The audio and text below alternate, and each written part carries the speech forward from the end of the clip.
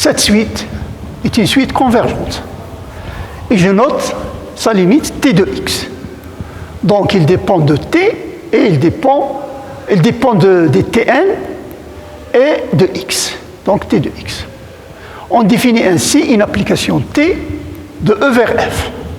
En tout point x, la valeur de t, c'est la limite de tn de x. Il est bien défini parce que la limite de tn de x est définie de manière unique. On peut vérifier en utilisant la linéarité de tn, chaque tn il est linéaire, que l'opérateur t ou l'application t que je viens de définir est une application linéaire. Parce que vous avez tn de x plus y, c'est tn de x plus tn de y. Et par convergence, donc il va converger vers tx plus ty. Comme tn de x plus y converge vers t de x plus y, donc j'ai le résultat. T de x plus y égale t de x plus t de y. Et la suite norme de tn est de Cauchy dans R, car norme de tm moins tn est inférieure ou égale à norme de tm moins tn. Et je sais par hypothèse que la suite tm est une suite de Cauchy dans L de EF. Dire qu'il est de Cauchy dans L de EF, ça veut dire que la norme de tm moins tn tend vers 0.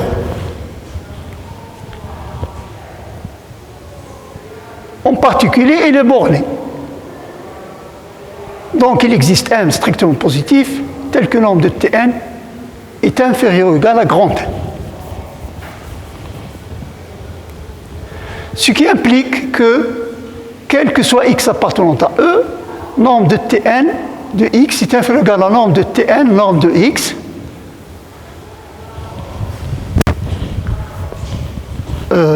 Il faut le préciser.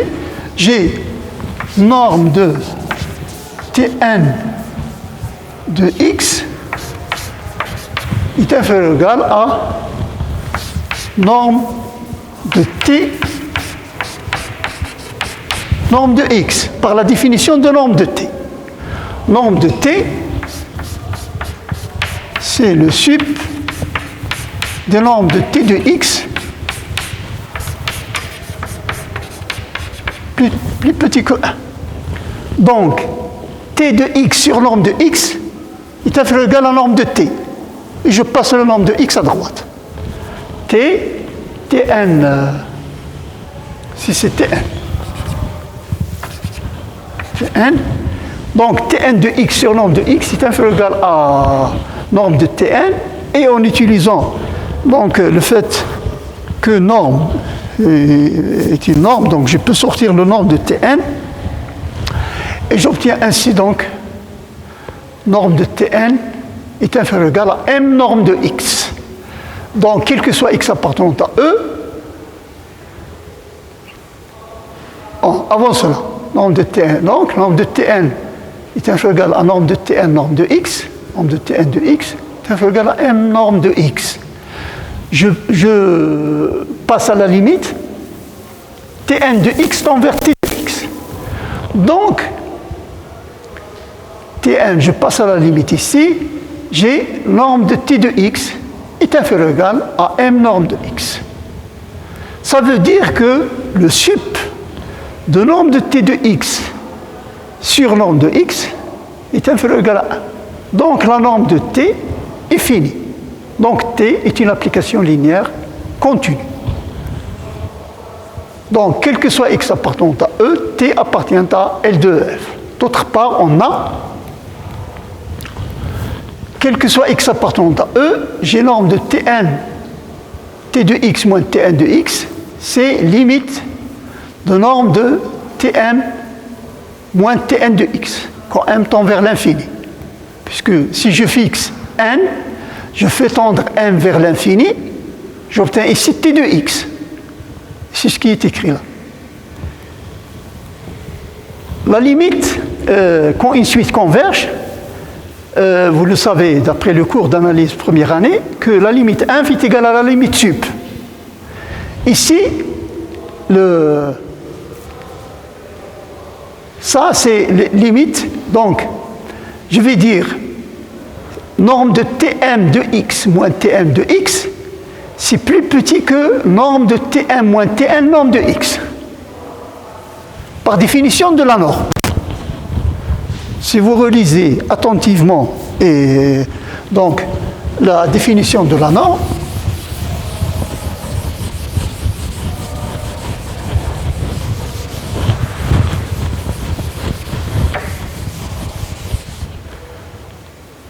vous avez norme de t de x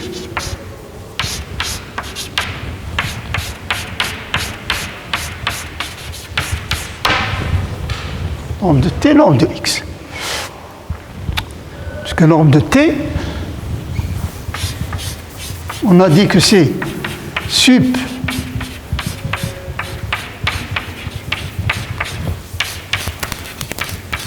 inférieur ou égal à 1. Alors, x différent de 0 implique que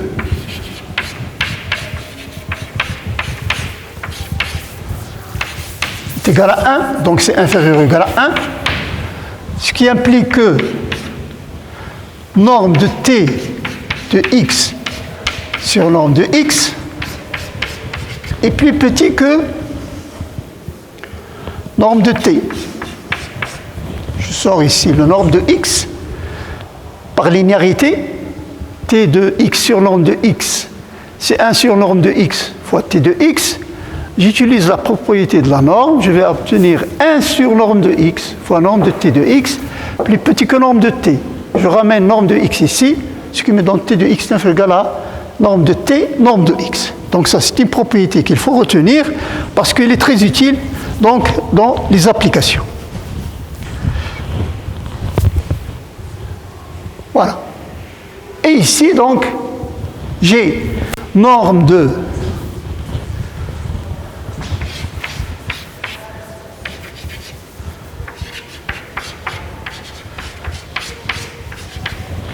t inférieur ou égal à norme de Tm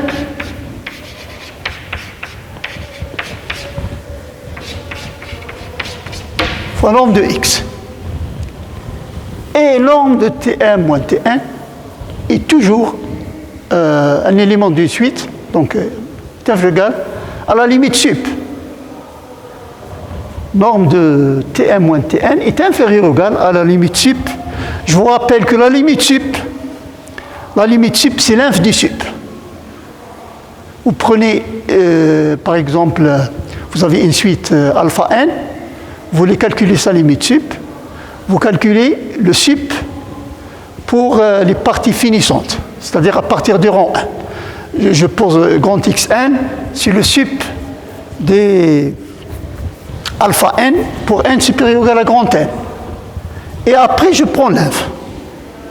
Donc, ça, c'est donc propriété, donc voire cours d'analyse première année, c'est f égal à norme de Tn, norme de Tm, norme de x.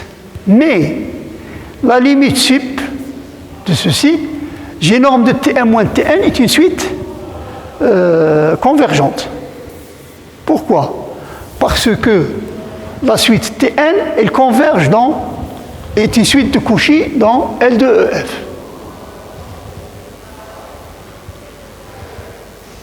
Suite de Cauchy. Qu'est-ce que ça veut dire que c'est une suite de Cauchy? Ça veut dire que la suite vérifie norme de Tm moins Tn tend vers 0. Donc ici, quand j'ai une suite qui converge, sa limite sup est égale à sa limite inf et il est égal à la limite. Donc ça, c'est la limite. Et ça veut dire donc que ceci tend vers 0. Donc, c'est inférieur ou égal à epsilon à partir d'un certain rang. Donc, je vais avoir norme de t de x moins tn de x tend vers 0. Donc, tn converge vers t. Voilà. Alors, donc, on vient de conclure que l'espace L de EF, menu de cette norme, est un espace de Banach. Alors c'est le théorème dont j'avais parlé tout à l'heure. C'est un théorème donc dû à Banach.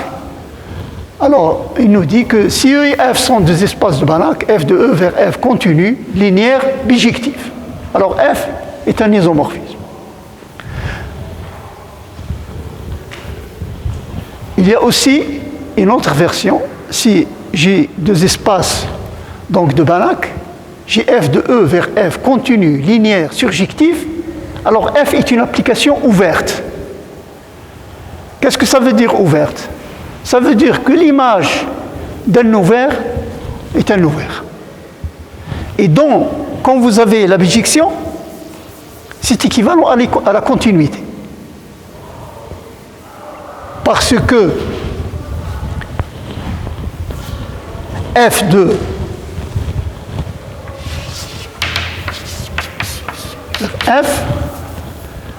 F moins 1, c'est F est bijectif.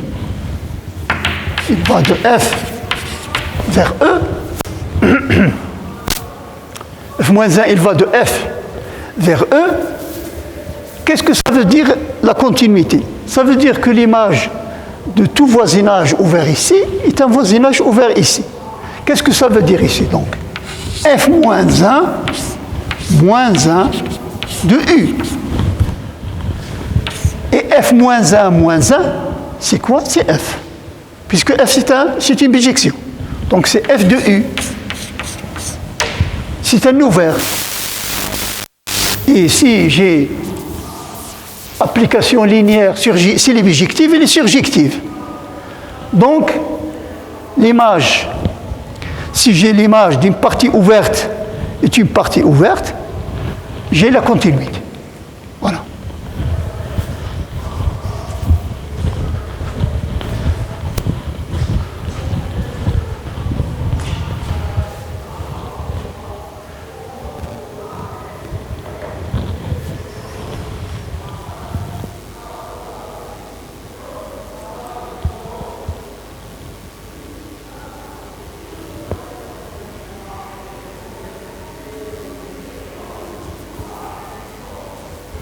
Alors, soit E, un espace vectoriel de dimension finie. Alors, E est un espace de Banach, et toute application linéaire de E dans un EVN, F est continue. Donc, on se donne un espace vectoriel E de dimension n. Donc, une application linéaire bijective de Rn vers E. Puisque E est de dimension n, deux espaces vectoriels de même dimension sont isomorphes. Il suffit de prendre une base de E et de faire la correspondance avec la base canonique. Base canonique de Rn. Donc, je vais obtenir un isomorphisme d'espace vectoriel. Donc, F est une application linéaire bijective. Donc F est un isomorphisme. Et on en déduit que E est un espace de Banach. On a vu que toute application linéaire bijective F de Rn vers un espace vectoriel normé, elle est continue. Donc ici, si elle est continue, donc c'est une application linéaire continue bijective. Donc il remplit les conditions de théorème de Banach. Donc c'est une application bicontinue, donc c'est-à-dire un isomorphisme.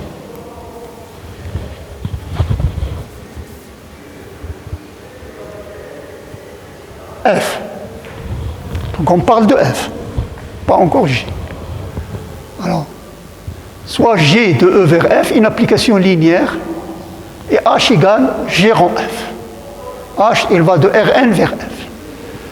Alors, si E1, En est la base canonique de Rn, alors H de x1, xn égale somme d égale 1 jusqu'à 1 de x et H de EI.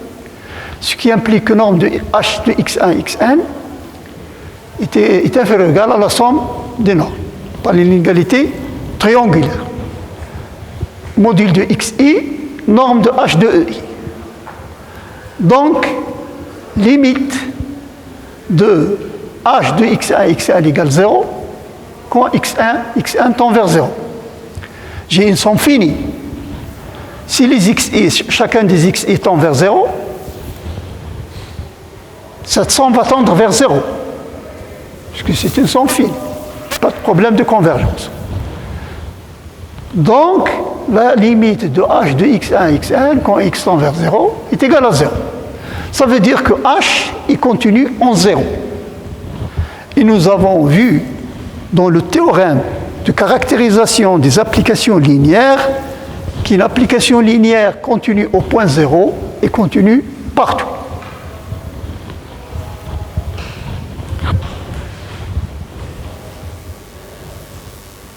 Donc, si E et F sont deux EVN, remarque, dimension finie, M et N respectivement, alors L de EF s'identifie avec l'espace vectoriel des matrices à N ligne et M colonne. N ligne et M colonne. Donc,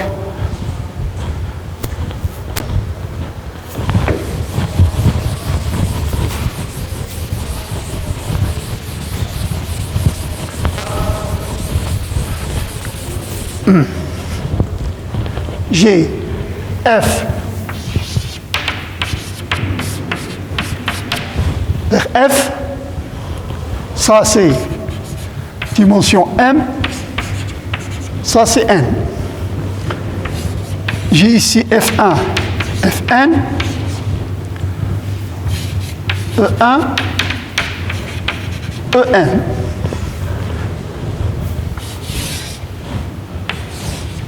J'écris ici F de E1 dans la base F1, Fn. F2, En. Donc j'ai N ligne et M colonne.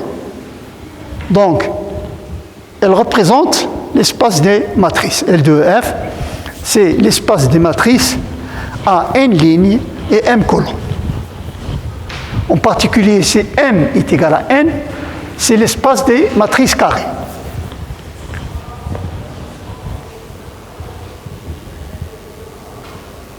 Alors, sur L de E, la norme définie par nombre de f égale sup du nombre de f de x pour nombre de x est inférieur ou égal à 1, satisfait norme de 1 égale 1, la norme de l'identité. L'identité, donc L de E, ici c'est quoi L de E? L de E, c'est quand E est égal à f. Quand E est égal à f, vous obtenez L de E. Et L de E, pour abréger, on le note L de E. L de E, donc, il satisfait la norme de l'identité est égale à 1 et la norme de f rang G est inférieure ou égale à la norme de f, norme de G. Norme de f rang G de x, c'est la norme de f de G de x. D'après la propriété de la norme des applications linéaires, ça c'est plus petit que norme de f, norme de G de x. Et ça c'est plus petit encore que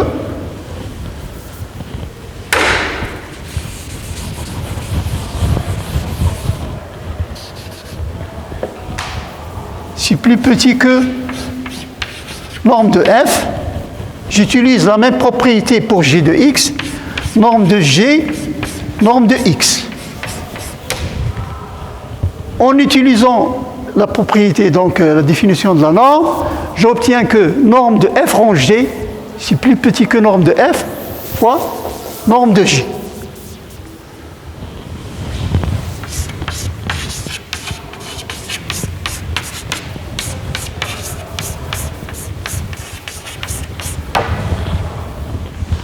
Donc, la norme de l'identité est égale à 1, norme de f rang G est inférieure ou égale à norme de f, norme de G. Donc, on dit que L de E, avec plus l'addition, la multiplication par les scalaires et la composition, munie de cette norme, est une algèbre de Banach. Algèbre de Banach, ça veut dire que l'espace sous-jacent est un espace de Banach. D'accord ? et ces deux propriétés. Ces deux propriétés sont très importantes parce que, par exemple, si vous prenez donc L je vais le noter L de X, X espace de Banach. Si vous prenez T donc appartenant à L de X, donc norme de ST, ici sans noter la composition, norme de ST est inférieur à la norme de S, norme de T. Le produit ici, sous-entendu, c'est la composition. Alors, l'étude de ces applications constitue un des grands chapitres de l'analyse fonctionnelle et qui est l'étude de la théorie des opérateurs. Théorie des opérateurs, donc certainement, vous allez donc étudier donc, ces propriétés dans le second semestre, en particulier quand S et X est un espace de Hilbert. Un espace de Hilbert, c'est quoi? Un espace de Hilbert, c'est un espace normé dans lequel la norme est associée à un produit scalaire. Par exemple, sur Rn, vous avez la norme euclidienne, c'est une norme qui est associée au produit scalaire. Donc, norme de x au carré, c'est son d égale 1 de xi au carré. Bon, il y a d'autres espaces de Hilbert, et donc, vous allez en particulier donc, étudier donc, les opérateurs sur les espaces de Hilbert.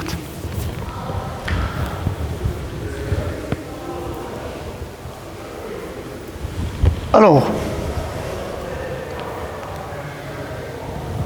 encore quelques minutes. Nous allons étudier maintenant les éléments inversibles dans L2. Alors, soit E un espace de Banach et F appartenant à L2. Alors, la série somme des Fn sur factoriel n est normalement convergente. On la note, sa somme exponentielle de F. Vous connaissez la fonction exponentielle qui est définie donc, dans le carré, exponentielle de x, c'est somme de x à la puissance n sur factoriel. Ici, on substitue en quelque sorte le réel x, on substitue f au réel x. Ça, c'est une opération qui est beaucoup plus large, qui s'appelle le calcul fonctionnel, c'est-à-dire quand vous avez une fonction f, vous avez un opérateur t, ou bien donc un opérateur t qui est un élément de L de E, vous essayez de donner un sens à f de t. Donc, ici, dans ce cas particulier, qui est simple, c'est la fonction exponentielle. Alors, pour montrer que la série est normalement convergente, il suffit de montrer que la série constituée par les normes est une série convergente. Alors, norme de f à la puissance n, c'est plus petit que norme de f à la puissance n. Parce que nous avons la propriété de l'algèbre de Banach, norme de f rond g est inférieure à la norme de f fois norme de g. Donc, en particulier, si je répète f rond f rond f rond f, j'applique la norme, j'ai norme de f à la puissance n est inférieure à norme de f à la puissance n. Mais je sais que la série somme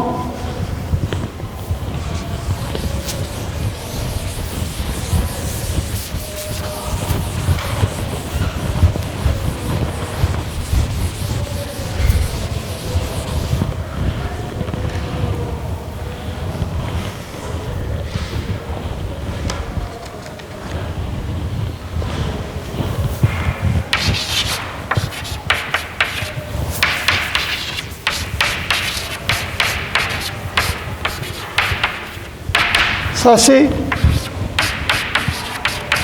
exponentielle de norme de f. Donc, la série des normes est une série convergente. Donc, la série elle-même est convergente. Parce que dans un espace de Banach, toute série normalement convergente est convergente. Donc un petit exercice, bon, montrer que c'est fg égale gf, alors exponentielle de f plus g, c'est exponentielle de f fois exponentielle de g. Et on déduire que exponentielle de f est inversible. Donc, ce qui est plus important, c'est de montrer ça. Après, pour l'application, c'est assez simple. Alors, je vais essayer de faire le dernier théorème qui, donc, dans cette première séance. Alors, si je prends f appartenant à L de E, un espace de Banach, si l'ombre de f est strictement inférieur à 1, alors I moins f est inversible dans L de E. Ça veut dire que dès qu'on est à une distance inférieure à 1 de l'identité, l'opérateur T, ou la fonction f, élément de L de E, est inversible. Si l'ombre de I moins, alors, si l'ombre de f est plus petit que 1, I moins f est inversible. Alors, la série somme des n égale positif des f à la puissance n, c'est 1 plus f, ainsi de suite, est normalement convergente. Pourquoi? Parce que norme de f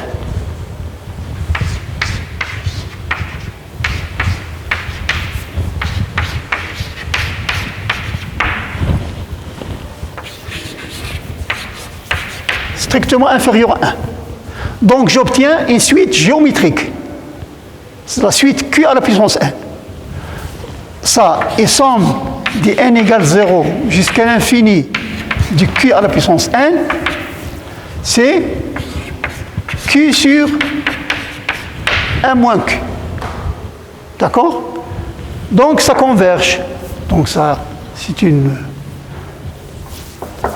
il est majoré par donc une série convergente, donc il converge. Donc la série converge normalement.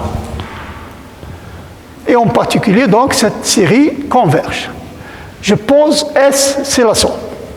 Je vérifie facilement que I moins F facteur de S égale S facteur de I moins F égale identité. Pourquoi? Parce que I moins F facteur de somme des n égale 0 jusqu'à l'infini des f à la puissance n, c'est égal, en multipliant par l'identité Fn, moins somme des n égale 0 jusqu'à l'infini des f à la puissance n plus 1. Tous les termes vont s'annuler mutuellement.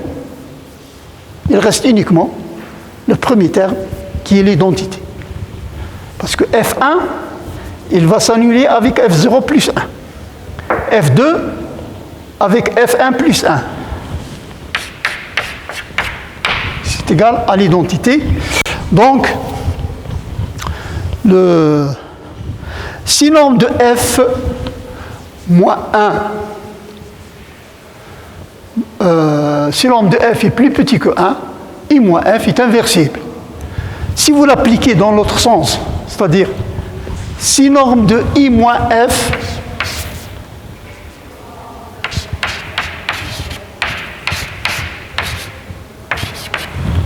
qu'est-ce que ça implique? I moins F est inversible. Et ça, c'est F. Donc, si norme de F est plus petit que 1, j'ai I moins F qui est inversible. J'applique le même résultat. Si norme de I moins F est inférieur ou égal à 1, I moins F qui est égal à F est un élément inversible.